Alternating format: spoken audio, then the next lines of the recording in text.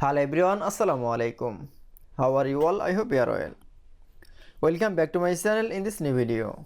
Today's video, how to add double line page border in Publisher document. So let's started. At first, open your Publisher document. In this video, I will show add double line page border. Now, going to the insert menu option. Then click for a text box.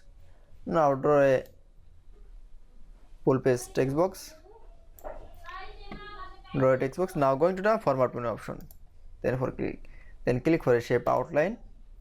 Now choose any color. I choose red color, and again shape outline. Then click for a widget option. Now click for a 6pt.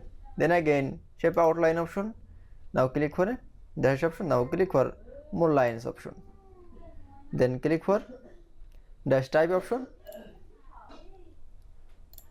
and click for a compound type. Now for click. Then click for a double line border. Now for click. Then click for OK. That is. Now zoom your page.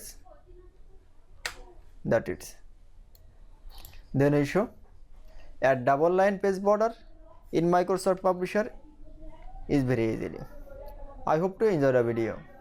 Please like, comment, share and subscribe my channel. Thanks for watching.